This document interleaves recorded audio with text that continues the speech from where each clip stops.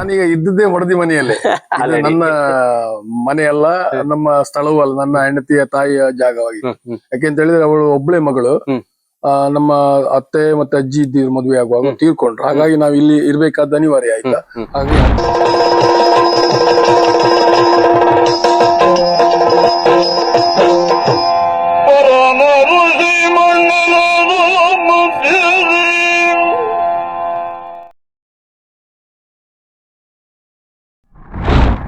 ಆತ್ಮೀಯ ವೀಕ್ಷಕರಿಗೆ ಭಾವಸ್ಪಂದನ ಕಾರ್ಯಕ್ರಮಕ್ಕೆ ಪ್ರೀತಿಯ ಸ್ವಾಗತ. ನಾವು ಹಾಲಾಡಿಲಿ ಇರತಕ್ಕಂತ ಜನಪ್ರಿಯ ಯಕ್ಷಗಾನ ಕಲಾವಿದರು ಕೋಡಿ ವಿಶ್ವನಾಥ ಗಾಣಿಗ ಸರ್ ಅವರ ಮನೆಗೆ ಬಂದಿದ್ವಿ. ಅವ್ರ ಜೊತೆ ಮಾತುಕತೆಯನ್ನ ಆಡ್ತಿದ್ವಿ. ಅವರೊಂದಿಗೆ ಮಾತುಕತೆ ಅವರಿಗೆ ನಮ್ಮ ನಿಮ್ಮೆಲ್ಲರ ಪರವಾಗಿ ಪ್ರೀತಿಯ ಸ್ವಾಗತ ಅನ್ಕೊಂಡು. ಸರ್ ನಿಮ್ಗೆ ಪ್ರೀತಿಯ ಸ್ವಾಗತ. ನಮಸ್ತೆ. ನಮಸ್ತೆ. ನಮಸ್ತೆ ಸರ್. ಸರ್ ತಮ್ಮ ಒಂದು ಸಾಂಸಾರಿಕ ಜೀವನ ಸರಿ, ಯಾಕಂದ್ರೆ ಈ ಕಲಾವಿದರಿಗೆ, ಯಕ್ಷಗಾನ ಕಲಾವಿದರಿಗೆ ಪ್ರಮುಖವಾಗಿ, ಯಾವುದೇ ಕಲಾವಿದರಾದ್ರೂ ಯಕ್ಷಗಾನಕ್ಕೆ ಪ್ರಮುಖವಾಗಿ, ಯಾಕಂದ್ರೆ ರಾತ್ರಿ ಮನೇಲಿ ಇರ್ಲಿಕ್ಕೆ ಆಗುದಿಲ್ಲ, ಅದಲ್ಲದೆ ತುಂಬಾ ಮನೆಗೆ ಬರ್ಲಿಕ್ಕೆ ಆಗುದಿಲ್ಲ ಬಹಳಷ್ಟು ಸಮಯ. ಇಂಥ ಸಮಯದಲ್ಲಿ ಮನೆಯವರು ಒಂದು ಸಹಕಾರ ಬಹಳಷ್ಟು ಬೇಕಾಗುತ್ತೆ. ಈಗ ನಿಮ್ಮ ಮಡದಿ ಬಗ್ಗೆ, ಅದೇ ರೀತಿ ಮಕ್ಕಳ ಬಗ್ಗೆ ನಮ್ಮ ವೀಕ್ಷಕರು ತಿಳಿಸಿದ ಅಡ್ಡಿಲ್ಲ. ನಾನೀಗ ಇದ್ದದ್ದೇ ಹೊಡೆದಿ ಮನೆಯಲ್ಲೇ. ನನ್ನ ಮನೆಯಲ್ಲ, ನಮ್ಮ ಸ್ಥಳವೂ ಅಲ್ಲ, ನನ್ನ ಹೆಂಡತಿಯ ತಾಯಿಯ ಜಾಗವಾಗಿ. ಯಾಕೆಂತ ಹೇಳಿದ್ರೆ ಅವಳು ಒಬ್ಬಳೆ ಮಗಳು. ನಮ್ಮ ಅತ್ತೆ ಮತ್ತೆ ಅಜ್ಜಿ ಇದ್ದಿದ್ರು ಮದುವೆ ಆಗುವಾಗ ತೀರ್ಕೊಂಡ್ರು. ಹಾಗಾಗಿ ನಾವು ಇಲ್ಲಿ ಇರ್ಬೇಕಾದ ಅನಿವಾರ್ಯ ಆಯ್ತಾ. ಹಾಗಾಗಿ ಹಳೆ ಮನೆ ತೆಗೆದು ಸಣ್ಣ ಒಂದು ಮನೆ ಮಾಡಿದ್ದೆ. ನನ್ನ ಹುಟ್ಟು ಮನೆ ಕುಂದಾಪುರ ಕೋಡಿ. ಆ ಕೋಡಿಯಲ್ಲಿ ಈಗ ಅಣ್ಣ ಇದ್ದಾರೆ. ನಾನು ಸ್ವಲ್ಪ ಏನೋ ಜೀವನೋಪಾಯಕ್ಕೆ ದೇವರು ಕೊಟ್ಟ ಒಂದು ಸೌಭಾಗ್ಯ ಅನ್ನುವ ಹಾಗೆ ಅಂಪಾರ್ನಲ್ಲಿ ಒಂದು ಸ್ವಲ್ಪ ತೋಟ ಮಾಡಿದ್ದೆ. ನನ್ನ ಸ್ವಂತದ್ದು ಆಯ್ತಾ. ನನಗೆ ಮನೆ ಇದೆ. ಕಳೆದ ಮೊನ್ನೆ ಮೇ 12ನೇ ತಾರೀಕು ಒಂದು ಗೃಹ ಪ್ರವೇಶ ಮಾಡಿ ಸೌಕೂರು ಮೇಳದ ಆಟ ಮಾಡಿದ್ದೆ.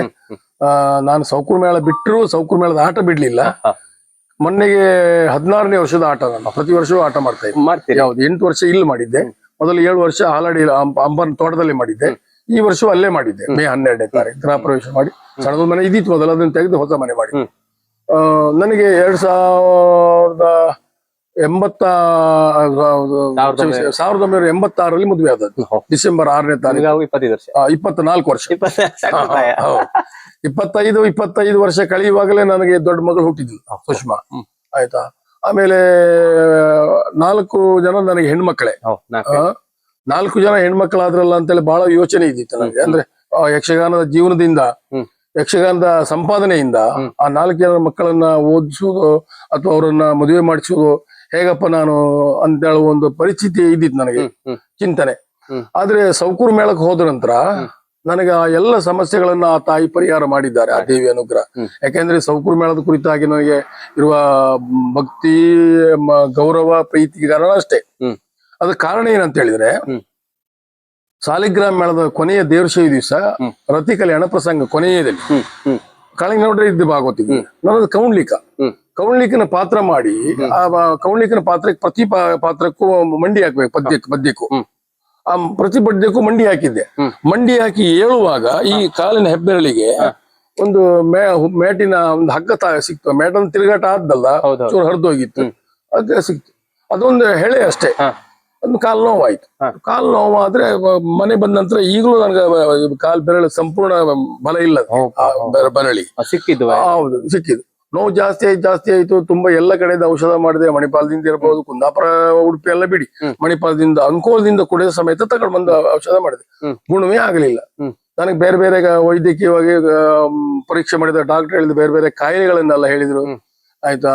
1-2 ಬಾರಿ ಬದುಕೇ ಬೇಡ ಅನ್ನೋ ಒಂದು ನಿರ್ಣಯಕ್ಕೂ ಬಂದಿದ್ದೆ. ಆದ್ರೆ ನನಗೆ ಆವಾಗ 2 ಜನ ಹೆಣ್ಮಕ್ಳು ಹುಟ್ಟಿ ಆಗಿದೆ. ಮೇಳಕ್ಕೆ ಬಹಳ ಕಷ್ಟ ಇತ್ತು. ಅದೇ ಆ ವರ್ಷ ಮಾರನೇ ವರ್ಷ ನನ್ನ ಸೌಕೂರು ಮೇಳಕ್ಕೆ ಹಾಕಿದ್ರಲ್ಲ ಯಜಮಾನ್ರು. ನಾನು 4 ವರ್ಷ 4,000 ರೂಪಾಯಿ ಅವ್ರ ಹತ್ರ ಮುಂಗಡ ತಗೊಂಡಿದ್ದೆ, ಕಿಶನ್ ಹೆಡೆ ಅವ್ರ ಹತ್ರ. ಸಾಲಿಗ್ರಾಮ ಮೇಳ ತಿರುಗಾಟ ಮುಗಿದ್ವಿ. ಮಾರನೇ ವರ್ಷ ಸೌಕೂರು ಮೇಳಕ್ಕೆ ಅಂತೇಳಿ ಆದಾಗ 4,000 ಮುಂಗಡ ತಗೊಂಡಿದ್ದೆ ಅವ್ರ ಹತ್ರ. ಆ ವರ್ಷ ಮಳೆಗಾಲದ ಆಟಕ್ಕೆ ಬೊಂಬೈಗೂ ನನ್ನ ಹಾಕಿದ್ರು. ಬೊಂಬೈ ಆಟದಲ್ಲಿ ನನಗೆ ಸರಿಯಾಗಿ ಕುಣಿಲಿಕ್ಕೆ ಆಗುದಿಲ್ಲ ಆಗಿತ್ತು, ಕಾಲು ನೋವು ಜಾಸ್ತಿ ಆಗ್ತಾ ಇತ್ತು. ಆ ಕಡೆ ಬೊಂಬೈ ತಿರುಗಾಟ ಆಗಿ ಮನೆ ಬಂದು ದೇವಸೇವೆ, ಸೌಕೂರು ಮೇಳದ ದೇವಸೇವೆ ದಿವಸವೂ ಹೋಗುವಾಗ ನಾನು ಹೇಗೆ ಹೋಗುದು, ಏನ್ ಮಾಡುದು. 4,000 ರೂಪಾಯಿ ಮುಂಗಡ ತಗೊಂಡಿದ್ದಲ್ಲ ಯಜಮಾನ್ ಹತ್ರ. ಆ ಮುಂಗಡವನ್ನು ತೀರಿಸಿ ಬರುವಷ್ಟಾರು ಶಕ್ತಿ ಕೊಟ್ಟು ದೇವ್ರೆ ಅಂತ ಹೇಳ್ಕೊಂಡು ನನ್ನ ಅಪ್ಪಯ್ಯ ಅವಾಗ ಮಾವಿನ ಕಟ್ಟೆಯಿಂದ, ಸೌಕೂರು ಮಾವಿನ ಕಟ್ಟೆಯಿಂದ ದೇವಸ್ಥಾನಕ್ಕೆ ರಿಕ್ಷೆ ಗಿಕ್ಷೆ ಏನ್ ಇರ್ಲಿಲ್ಲ, ನಡ್ಕೊಂಡೇ ಹೋಗ್ಬೇಕು. ನನ್ನ ಅಪ್ಪಯ್ಯ ಬಂದಿದ್ರು ಆ ವರ್ಷ. ನನ್ನ ಕಾಲ್ ನೋವು ಅಂದ್ಕೊಂಡು ನಮ್ಮ ವೇಷದ ಪೆಟ್ಟಿಗೆ ಇತ್ತು, ಆ ಪೆಟ್ಟಿಗೆನ ಅಪ್ಪ ಹೊತ್ಕೊಂಡು ಮುಂದೆ ಹೋಗ್ತಾ ಇದ್ರು. ಅವ್ರ ಹಿಂದೆ ನಾನು ನಡ್ಕೊಂಡು ಹೋಗ್ತಾ ಇದ್ದೆ.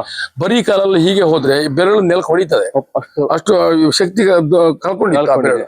ಆಯ್ತಾ, ಇದ್ರಲ್ಲಿ ನಾನು ರಂಗದಲ್ಲಿ ಹೇಗೆ ಕುಣಿಯುವುದು ಅನ್ನೋದು ಯೋಚನೆಯಿಂದ ಹೋಗುವಾಗ ನನ್ನ ಕಣ್ಣಲ್ಲಿ ನೀರು ಬರ್ತಾ ಇತ್ತು. ಕ್ಷೇತ್ರಕ್ಕೆ ಹೋಗುವಾಗ ಕ್ಷೇತ್ರಕ್ಕೆ ಹೋಗಿ ದೇವಿಗೆ ಪ್ರಥಮ ಉದ್ದಾಂಡ ನಮಸ್ಕಾರ ಮಾಡಿದ್ದೆ. ನಮಸ್ಕಾರ ಮಾಡುವಾಗ ನನ್ನ ಕೋರಿಕೆ ಅಷ್ಟೇ, ನಾನು 4,000 ರೂಪಾಯಿ ಕಿಶನ್ ರೆಡ್ಡಿ ಹತ್ರ ಮುಂಗಡ ತಗೊಂಡಿದ್ದೆ. ಈ ಮುಂಗಡ ತಗೊಂಡದ್ದು ನಾನು ತೀರಿಸುವ ಒಂದು ಋಣಮುಕ್ತನಾಗುವ ಒಂದು ಶಕ್ತಿಯನ್ನು ಕೊಡ್ತೀವಿ ಅಂತೇಳಿ ಅವಾಗೆ ಅಡ್ಡ ಬಿದ್ದಿದ್ದೆ.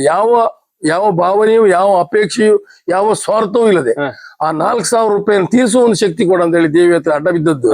ಆ ತಾಯಿ ಇದುವರೆಗೆ ಅನುಗ್ರಹಿಸಿದ್ದು. ನಾನು ಅದ ನಂತರ ಏನೋ ಹೆಚ್ಚು ಕಡಿಮೆ 4 ಕೋಟಿ ಸಂಪಾದನೆ ಮಾಡಿದ್ನೋ ಏನೋ ಆ ದೇವಿ ಅನುಗ್ರಹದಿಂದ. ಅಷ್ಟು ಆರೋಗ್ಯವನ್ನು ನಾನು ಕೊಟ್ಟಿದ್ದಾರೆ. ಅದೇ ಕಾಲ ಅದೇ ಇದರಲ್ಲಿ ಕುಣಿತಾ ಇದ್ದೆ ನಾನು ಈಗಲೂ. ಆಯ್ತಾ, ಹಾಗಾಗಿ ಸೌಕೂರ್ ಮೇಳದ ಬಗ್ಗೆ ನನಗೆ ಅಪಾರವಾದ ಭಕ್ತಿ. ನಾನು ಆ ವರ್ಷದಿಂದ ನಿರಂತರ 32 ವರ್ಷಗಳವರೆಗೆ ಸೌಕೂರ್ ಮೇಳದಲ್ಲಿ ಯಜಮಾನರೊಟ್ಟಿ ಕಿಶನ್ ರೆಡ್ಡಿ ರೊಟ್ಟಿ. ಮಡದಿ ಅವರ ಹೆಸರೇನು ಸರ್? ನನ್ನ ಹೆಂಡತಿ ಸುಜಾತ ಗಾಣಿಗ. ಮತ್ತೆ ನಿಮ್ಮ ಮಕ್ಕಳ ಹೆಸರು? ದೊಡ್ಡ ಮಗಳು ಸುಷ್ಮಾ ಗಾಣಿಗ ಅಂತ, ಆಮೇಲೆ 2ನೇ ಸೌಮ್ಯ, 3ನೇವಳು ಶುಭ, 4ನೇವಳು ಶೋಭಿತಾ ಅಂತ ಹೇಳಿ. ಆಯ್ತಾ, ನನಗೆ ಒಂದು 2 ವರ್ಷದ ಅಂತರದ ಮಕ್ಕಳು ಎಲ್ರು. ಹಿರಿಯ ಮಗಳು 1986 ಮದುವೆ ಆದ್ರೆ 87, 88 ಅವಳು ಹುಟ್ಟಿಯಾಗಿದೆ. ಹಾಗಾಗಿ ಅವಳಿಗೆ ಮದುವೆ ಆಗಿ 15-20 ವರ್ಷ ಹತ್ರ ಬಂತು ನನ್ನ ದೊಡ್ಡ ಮಗಳಿಗೂ. ಆಯ್ತಾ, ಬಹಳ ಬೇಗ ಸಂಬಂಧಗಳು ಸಿಕ್ಕಿತ್ತು. ಆಯ್ತಾ, ನನಗೆ ಆ ತಾಯಿಯ ಸೇವೆ ಮಾಡಿದ್ರಿಂದ ನನಗೆ ಕೊಟ್ಟ ಸೌಭಾಗ್ಯ ಅಂತ ಹೇಳಿದ್ರೆ, ಒಂದು ಇಲ್ಲಿವರೆಗೆ ಆರೋಗ್ಯ. ಬೇರೆ ಬೇರೆ ಕಲಾವಿದರು ನಾವು ಕಾಣ್ತಾ ಇದ್ದೇವೆ, ಏನಾದ್ರೂ ಸಮಸ್ಯೆ ಇದ್ರೆ ಬಟ್ಲಾಸಿ ಬೇಕಾಪಿಟ್ಟಿ ತಿರುಗಾಟ ಮಾಡುವುದು, ಮೇಳಕ್ಕೆ ಬೇಕಾದಷ್ಟು ರಜೆ ಮಾಡುವುದು, ಮೇಳಕ್ಕೆಲ್ಲ ತೊಂದರೆ ಮಾಡುವುದು, ಅಂತದ್ದೇ ನಾವು ಏನೂ ಮಾಡ್ಲಿಲ್ಲ, ಯಾವ ತಿರುಗಾಟದಲ್ಲಿಯೂ ಮಾಡ್ಲಿಲ್ಲ. ಮೇಳಕ್ಕೆ ಸೌಕೂರ್ ಮೇಳಕ್ಕೆ ಹೋದ 1 ವರ್ಷ 2 ವರ್ಷ ಏನೋ ಅವ್ರ ಮಾವ ಸದಾನಂದ ಹೆಗಡೆಯರ್ ಅಂತ ಹೇಳೋರು ಮ್ಯಾನೇಜರ್ ಆಗಿದ್ರು ಆ ಸೌಕೂರ್ ಮೇಳಕ್ಕೆ. ಅದ್ರ ನಂತರ ಕಿಶನ್ ರೆಡ್ಡಿ ಅವರ ಮೇಳದ ಪ್ರತಿನಿಧಿಯಾಗಿ ನನ್ನನ್ನೇ ಇದ್ ಮಾಡಿದ್ರು. 30 ಹೆಚ್ಚು ಕಡಿಮೆ 30 ವರ್ಷ ನಾನು ಆ ಸೌಕೂರ್ ಮೇಳವನ್ನ ನೋಡ್ಕೊಂಡಿದ್ದೆ. ನನ್ನ ಯಜಮಾನರ ಮೇಳ ಅನ್ನುವ ಈ ಭಾವನೆ ಎಲ್ಲ ನಮ್ಮ ಮೇಳವೇ ಅಂತ ಹೇಳುವ ಒಂದು ಪ್ರೀತಿಯಿಂದ ನಾನು ಕಂಡಿದ್ದೆ. ಯಾಕಂತ ಹೇಳಿದ್ರೆ ನನಗೆ ಅಷ್ಟೊಂದು ದಾರಿಯನ್ನು ತೋರಿಸಿದ ಆ ತಾಯಿ ಸೌಕೂರಮ್ಮ. ಆಯ್ತಾ, ಅಂಬರ್ನಲ್ಲಿ ಜಾಗ ಮಾಡಿದ್ದು ಇದಿರ್ಬಹುದು, ಅಲ್ಲಿಯೂ ಹಾಗೆ ಆ ಜಾಗ ಮಾಡುವಾಗಲೂ ದೇವಿಯನ್ನು ಸ್ಮರಿಸಿದ್ದೆ. ಆಮೇಲೆ ಉಳ್ಳೂರ್ ಹತ್ರ ಸ್ವಲ್ಪ ಜಾಗ ಉಂಟು, ಅಲ್ಲೂ ಆ ಜಾಗ ಇದಾಗುವಾಗಲೂ ದೇವಿಯನ್ನು ಸ್ಮರಿಸಿದ್ದೆ. ಆಯ್ತಾ, ಹಾಗಾಗಿ ನಾನೊಂದು ಆ ಕ್ಷೇತ್ರದಲ್ಲಿ ಒಂದು ಸೇವೆಯನ್ನು ಮಾಡ್ತಾ ಇದ್ದವ, ನನಗೆ ದೇವರು ಆರೋಗ್ಯ ಕೊಟ್ಟಿದ್ದಾರೆ ಅನ್ನುವ ಕಾರಣಕ್ಕಾಗಿ ನಾನು ಒಂದು ಸೇವೆ ಮಾಡಬೇಕು ಆ ಕ್ಷೇತ್ರದ ಅಂತ ಹೇಳುವ ಕಾರಣಕ್ಕಾಗಿ ವರ್ಷದಲ್ಲಿ ಆಟ ಮಾಡ್ತಾ ಇದ್ದೀವಿ. 16 ವರ್ಷ. ಒಂದು ಆರಂಭದಲ್ಲಿ ಪ್ರಥಮ ನಾನು ಆ ಜಾಗದ ಬಗ್ಗೆ ಎಣಿಸ್ಕೊಂಡಿದ್ದು. ಅಂದ್ರೆ ಈ ಜಾಗ ಸ್ವಲ್ಪ ತಕರಾರು ಇದ್ದಿತ್ತು, ತಕರಾರು ಇರುವ ಜಾಗ ಸಮಸ್ಯೆ ಎಲ್ಲ ಪರಿಹಾರ ಆದ್ರೆ ಸೇವೆ ಮಾಡ್ತೆ ಅಂತೇಳಿ ಎಣಿಸ್ಕೊಂಡಿದ್ದೆ. ಅದು ಆ ವರ್ಷ ಸೇವೆ ಮಾಡಿದೆ. ಸೇವೆಯಾಗಿ ಅದೇ ಮಾರನೇ ವರ್ಷ ಕೇಂದ್ರ ಸರ್ಕಾರದ ಒಂದು ಕಲಾವಿದರಿಗೆ ಸಿಗುವ ಒಂದು ಅದಕ್ಕೆಂತ ಹೆಸರು ಉಂಟು, ಅದಕ್ಕೆ ನಾನು ಅರ್ಜಿ ಮಾಡಿದ್ದೆ.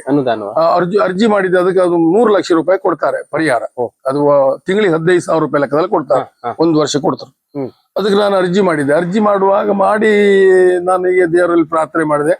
ಆಯ್ತಾ, ಇದು ನನ್ಗೆಲ್ಲಾದ್ರೂ ಸೆಂಕ್ಷನ್ ಆಗಿ ಬಂದ್ರೆ, ಪಾಸ್ ಆಗಿ ಬಂದ್ರೆ ನಾನೊಂದು 3 ವರ್ಷ ಸೇವೆ ಮಾಡ್ತಾ ಇದ್ದೇವೆ ಅಂತ ಎಣಿಸ್ಕೊಂಡೆ.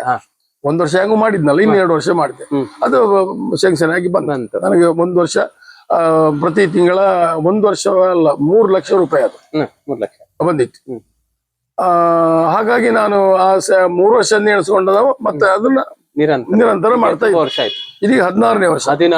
1 ವರ್ಷ ಕೊರೋನಾದ ವರ್ಷ ಮೇ 9ನೇ ತಾರೀಕು ಇಲ್ಲೇ ಮಾಡಿ ನಮ್ಮ ಇಲ್ಲೊಂದು ಸಣ್ಣ ನಾಗ ಪ್ರತಿಷ್ಠೆ ಮಾಡಿದ್ದೆ ಈ ಜಾಗದೊಳಗೆ. ಆ ನಾಗ ಪ್ರತಿಷ್ಠೆ ಆಟ ಅಂತ ಮಾಡಿದ್ದು. ಆ ವರ್ಷ ಕೊರೋನಾ ಒಂದು ಮಾರ್ಚ್ 20ಗೆ ಬೆಳೆ ನಿಂತಿತ್ತು.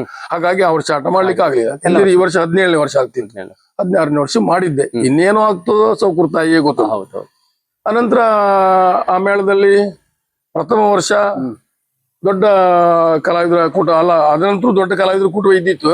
ಆರಂಭದಲ್ಲಿ ಸದಾಶಿವ ಮೀನು ಭಾಗವತ, ಆ ವರ್ಷ ಭಾನು ತೇಜಸ್ವಿನಿ ಒಂದು ಪ್ರಸಂಗ ಆಡ್ತಿತ್ತು. ಕಲಾವಿದರ ಕೂಟವು ಹಾಗೆ ನಾನು, ಹರಡಿ ಸರ್ವಣ್ಣ ಎದುರುಗಡೆ, ಕೋಟ ಸುರೇಶ, ಆಮೇಲೆ ಶಿವರಾಮ್ ಶೆಟ್ಟಿ ಕಟೀಲ್ ಬೈಲ್ ಅಂತೇಳಿ, ಆಮೇಲೆ ಪುಂಡು ವೇಷಕ್ಕೆ ಇವ ಚಂದ್ರಕುಲಾಲ ಹಾಲಾಡಿ, ಅವ ಪುಂಡು ಈಗ ಹಾಸ್ಯಗಾರ, ಅವ ತೊಳಗೋಡ್ ನಾರಾಯಣ ಅಂತ ಒಳ್ಳೆ ಹಾಸ್ಯಗಾರ, ಆಮೇಲೆ ಜೋವು ಕುಲಾಲ, ಶಿವಕುಮಾರ್, ತುಂಬಾ ಜನ ಕಲಾವಿದರಿದ್ದ, ಹೊಸಗಡಿ ಕೃಷ್ಣಗಾಣಿಗ, ಇವರೆಲ್ಲ ಇದ್ದ.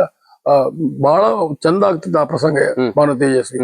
ಅದೇ ಮಾರನೇ ವರ್ಷ ಚೈತ್ರ ಪಲ್ಲವಿ, ಸಾಲಿಗ್ರಾಮ ಮೇಳದಿಂದ ಆಡುವ ಯಾವ ಪ್ರಸಂಗವೇ ಇರಲಿ, ಕಾಳಿಂಗನವರು ತೀರ್ಕೊಂಡ ನಂತರ ಅವರ ಮೇಳಕ್ಕೆ ಆ ವರ್ಷ ಮೇಘಮಯೂರಿ ಮತ್ತೆ ಇದು ಯಾವ್ದೇನೋ ಶೃಂಗಸಾರಂಗ ಏನೋ 2 ಪ್ರಸಂಗ ಬಂತು. ಮೇಘಮಯೂರಿ ಪುರುಷೋತ್ತಮ ಪೂಜ್ಯ ಅವ್ರು ಬರೆದದ್ದು, ಶೃಂಗಸಾರಂಗ ಡಾಕ್ಟರ್ ಬರೆದದ್ದು. ಅದೇ ಮಾರನೇ ವರ್ಷ ನಮ್ಮ ಸೌಕೂರ್ ಮೇಳಕ್ಕೆ ಬಂತದ್ದು. ಸೌಕೂರ್ ಮೇಳವು ಹಾಗೆ ಅಲ್ಲಿಯೂ ಅಷ್ಟೇ ಒಳ್ಳೇದಾಗ್ತಿತ್ತು. ಸಾಲಿಗ್ರಾಮ ಮೇಳದಿಂದಲೂ ಒಂಚೂರು ಒಳ್ಳೇದಾಗ್ತದೆ ಅಂತ ಹೇಳಿದ ಅವರು ಇದ್ದಾರೆ ಕಂಡವರು. ಆಯ್ತಾ, ಮೇಘಮಯೂರಿ ಸಾಧಾರಣ ಒಂದು 200-300 ಪ್ರಯೋಗ ಆಯ್ತು ಆ ವರ್ಷ, ಮಾರನೇ ವರ್ಷ. ಅದೇ ಮಾರನೇ ವರ್ಷ ಶೃಂಗಸಾರಂಗ. ಸಾಲಿಗ್ರಾಮ ಮೇಳದಲ್ಲಿ ಯಾವ ಪ್ರಸಂಗ ಆಯ್ತು ಅದು ಮಾರನೇ ವರ್ಷ ಸೌಕೂರ್ ಮೇಳಕ್ಕೆ ಆಗ್ತಿತ್ತು. ಆ ಪ್ರಸಂಗವಾಗಿ ಅಷ್ಟು ಚಂದ ಆಗ್ತಿತ್ತು. ಒಂದು ಕಾಲದಲ್ಲಿ ಸೌಕೂರ್ ಮೇಳ ಅನ್ನೋದು ಗಜಗಟ್ಟಿ ಮೇಳ, ಅಲ್ಲಿ ಈಗಲೂ ಆ ಹೆಸರು ಇದೆ. ಆಯ್ತಾ, ಆ ವರ್ಷ ಇದ್ದ ಕಲಾವಿದರ ಕೂಟ ಹಾಗೆ, ಅಷ್ಟು ದೊಡ್ಡ ಕಲಾವಿದರ ಕೂಟವನ್ನೀಗ